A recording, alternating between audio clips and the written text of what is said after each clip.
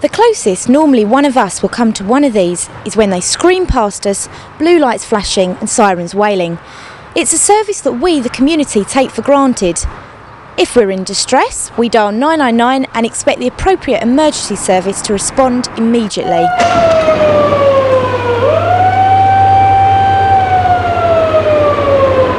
But this, like any public service, has to be financed. Cut the funding and the operators have to make it fit the available budget, instead of providing a service that meets the needs of the community.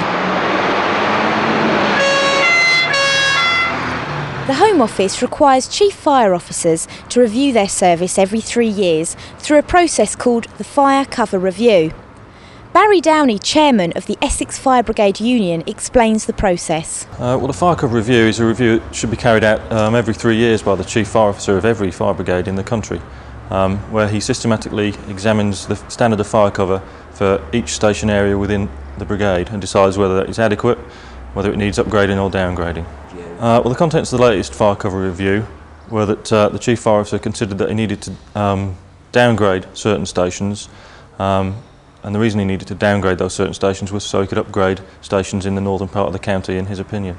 Not surprisingly, the firefighters who man these appliances became worried that they would not be able to provide an efficient service to the community. Well, our view and the view of our members was that the proposals contained within that Fire Cover Review seriously affected the fire cover, particularly for the south of the county.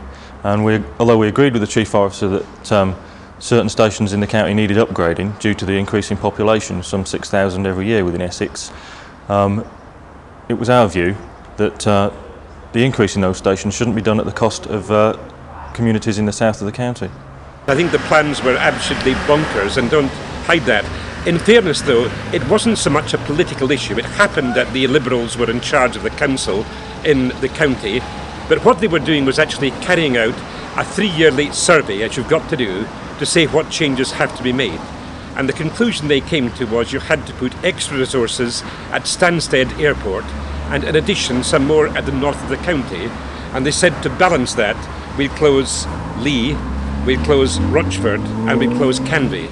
Now actually it was a daft idea, because this review has to be carried out on the basis of fire engines travelling at 30 miles an hour. Well, if you look at this road today, you'll see fire engines simply can't travel at that distance. I think the other thing you've got to bear in mind is we've got more fire risks and not less. The cuts that were proposed by the Chief Fire Officer, both in the Fire Cover Review and the budget, would have decimated the service as we know it today. The loss of firefighters would have put the remaining firefighters in greater danger, and it would have put the public of Essex in greater danger. As a result, the Fire Brigade Union took industrial action, but fortunately a settlement was quickly reached. During the dispute, we visited a number of stations and asked the firefighters for their views. Okay, well, we've taken industrial action due to a £1.5 million budget cut, which means 52 less firefighters. It also affects our training, which affects the lives of firefighters and the lives of the members of the public. Well, the reason we're taking this action is because for about 4 years in the trot now, our brigade has been hit by budget cut after budget cut. And this time they've come to us with a £1.5 million cut, which is seriously affecting our training, the safety of the blokes themselves, and ultimately the safety of the public, which is what we're all about. The reason why we're doing this is due to the 1.5 million cuts that have been given to us by the County Council. This has been going on for the last 4 years. We've had reductions every year, and we believe this year enough is enough. After suffering the loss of its local hospital, Rochford faced the possibility that it may also lose its fire station, an issue that the local residents took to heart. It'd be a real shame if they did shut it, because it would put families at risk, and I think it's very important that it remains open for the safety of all the local people.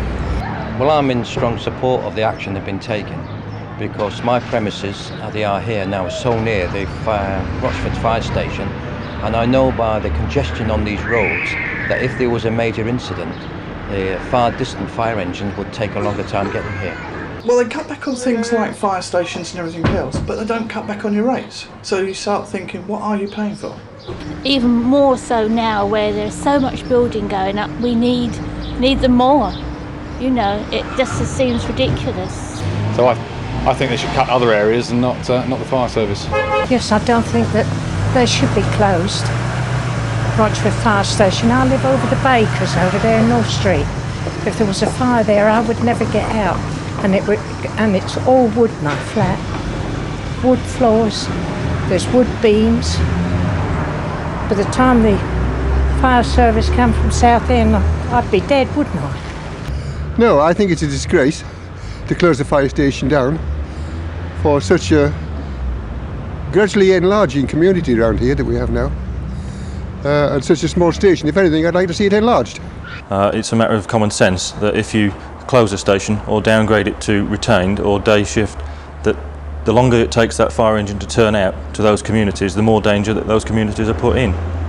Well, the support from the FBU membership in Essex was absolutely 100%. All our members were on strike for all the days strike that we called. And as far as the support of the public goes, it was absolutely overwhelming. We were astounded by the amount of money that was donated by members of the public to our hardship fund. And we're also astounded by the messages of support we received both from ordinary members of the public and from other trade unionists. The general public, we have had an absolute overwhelming support from them. We've received thousands and thousands of signatures, we've received money for the Essex Hardship Fund, and as you can hear the tooting going past, the support is overwhelming. It's brilliant. The provision of this new modern station here at Orsett is a welcome addition for the Essex community. And whilst most citizens support the efficient use of public money, nobody we spoke to supported any reduction in the fire service whatsoever. So the actions of the firefighters, with the public support, has ensured that the fire service in Essex will continue to be one of the best in the country. But the question that now begs to be asked is, where is the money coming from? And will one of our other services suffer? Lucy Warren in Grays, Essex.